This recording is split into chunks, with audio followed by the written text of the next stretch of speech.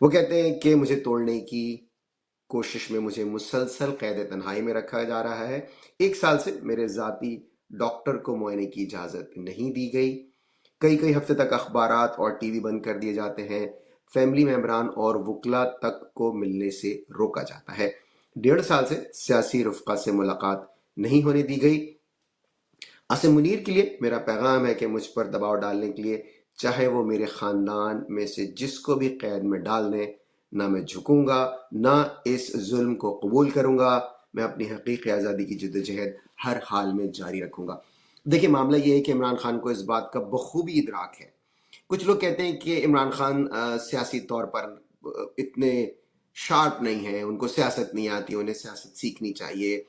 دیکھیں، اگر سیاست کا مقصد عوام میں پذیرائی ہے تو وہ آرٹ تو عمران خان کو آ گیا ہے۔ اب یہ بیان جو میں نے بھی آپ کو اس کا ایک پورشن ہی میں نے پڑھ کے سنایا، ابھی آگے اور بھی ہے، اس سے بالکل صاف نظر آ رہا ہے کہ عمران خان کو بالکل ایگزیکٹلی معلوم ہے، ان کا ہاتھ عوام کی نبض پر ہے، ان کے ووٹرز سپورٹرز کی نبض پر ہے۔ انہیں پتہ ہے کہ وہ کیا سننا چاہتے ہیں۔ وہ یہ سننا چاہتے ہیں کہ وہ براہ راست جنرل عاصم منیر کا نام لے کر، اور جو بھی ان کو ان سے کہنا ہے وہ ان سے کہیں۔